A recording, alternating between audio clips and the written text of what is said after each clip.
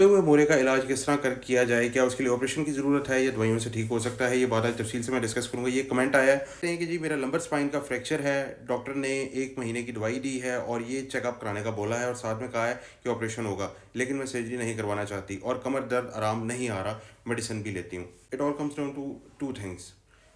Fracture आपका किस तरह का है, ठीक है? अगर तो उस पे आपके फ्रैक्चर की हाइट ज़्यादा रिड्यूस्ड है, पिच का वो मोरा है, तो उस पे फिर ऑपरेट करना पड़ता है। ऑपरेट उस पे या तो ओपन सर्जरी होती है जिस पे कट लगा के करते हैं, या मिनिमली इन्वेसिव सर्जरी होती है जिसमें हम काइफोप्लास्टी उस पे बोलते हैं, उस पे आपके फ्रैक्चर को इन्फ्लेट कर देते हैं और आपकी हाइट रिस्टोर हो जाती है। दूसरा इस पे ये होता है कि अगर आपके टूटे हुए मोहरे के अंदर उसकी वजह से हराम मगज़ पे दबाव आ रहा है, नसों पे दबाव आ रहा है, उसको स्पाइनल स्टेनोसिस बोलते हैं, तो वो एक न्यूरोसर्जिकल इमरजेंसी होती है, वो दवाइयों से ठीक नहीं होनी।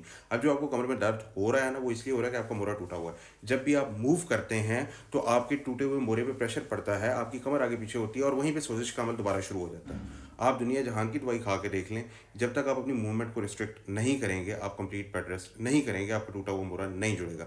लेकिन मेरी आपको ये रिकमेंडेशन है कि अपनी एमआरआई रिपोर्ट को अपने डॉक्टर से डिस्कस कीजिए, उस पर गौर से जाकर देखें कि क्या आपके मोरे की हाइट कितनी रिड्यूस्ड है। अगर आपके मोरे की हाइट बहुत ज़्यादा रिड्यूस्ड है, मोरा पूरी तरह पिचक गया, तो इसका ऑपरेशन होगा।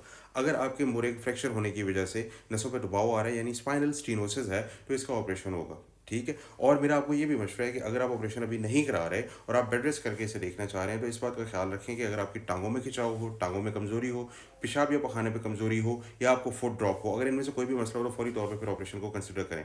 और ये बात भी ज़हन में रखें कि बेड रेस्ट के साथ दवाई खाने के बाद ये भी एक चांस है कि आपकी कमर में मुस्तकिल किसी हद तक दर्द रहे, ठीक है? अब ये दर्द मरीज़ों में होता क्यों है? वो इसलिए होता है कि आपकी जो मुरा जुड़ना होता है ना, वो सही तरह बैठा नहीं होता, सही तरह जुड़ा नहीं होता और वो अब जुड़ चुका होता है, तो उसने फिर आपको सारी उम्र के लिए बैक पेन देनी है, ठीक है?